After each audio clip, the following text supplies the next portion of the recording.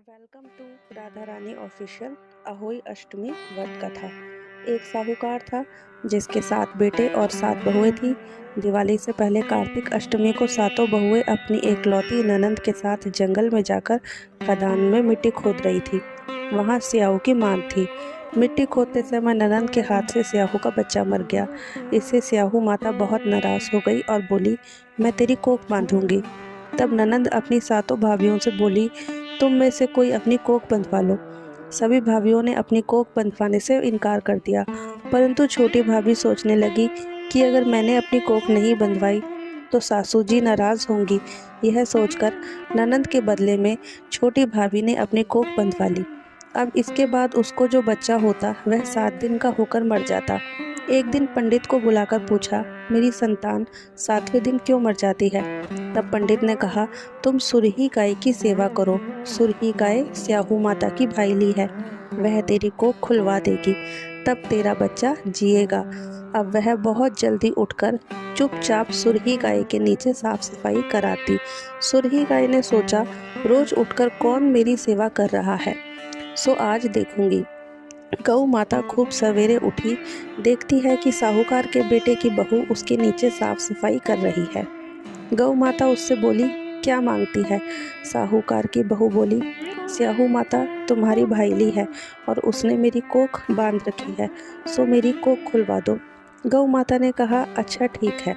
अब तो गौ माता समुद्र पार साहूकार की बहू को अपनी भाईली के पास लेकर चल पड़ी। रास्ते में कड़ी धूप थी, सो वह दोनों एक पेड़ के नीचे बैठ गई। थोड़ी देर में एक सांप आया। उसी पेड़ पर गरुड़ पंखनी का एक बच्चा था। सांप उसको डसने लगा। तब साहूकार की बहू ने सांप मारकर ढाल के नीचे दबा दिया और बच्चे को बचा लिया।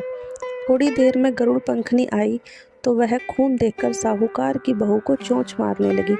तब साहूकार की बहू बोली, मैंने तेरे बच्चे को नहीं मारा, बल्कि सांप तेरे बच्चे के करीब आया था, मैंने तो उससे तेरे बच्चे की रक्षा की है। यह सुनकर गरुड़ पंखनी बोली, मांग तू क्या मांगती है? वह बोली, 7 समुंदर पार स्याहू माता रहती है, हमें तू उसके पास पहुंचा दे।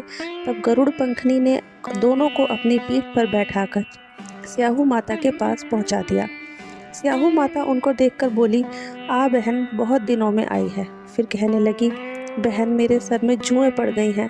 तब सुरही के कहने पर साहूकार की बहू ने उसकी सारे जुएं निकाल दी। इस पर स्याहू माता प्रसन्न होकर बोली, तूने मेरे सिर में बहुत सिलाई घेरी है, इसीलिए तेरे 7 बेटे 7 बहू होंगी।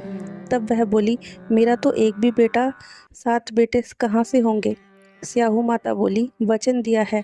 तब साहूकार की बहू बोली, मेरी कोख तो तुम्हारे पास बंधी पड़ी है। यह सुन स्याहू माता बोली, तूने मुझे ठग लिया। जा, तेरे घर तुझे 7 बहुएं मिलेंगी। तू जाकर उजमन करना, 7 अहोई बनाकर 7 कढ़ाई करना।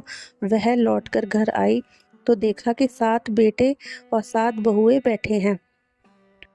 उसने 7 अहोई बनाई, 7 उजमन किए, 7 कढ़ाई करी।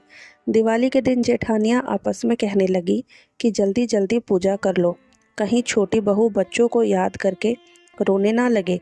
काफ़ी देर तक रोने की आवाज़ नहीं आई तो जेठानी ने बच्चों को भेजा।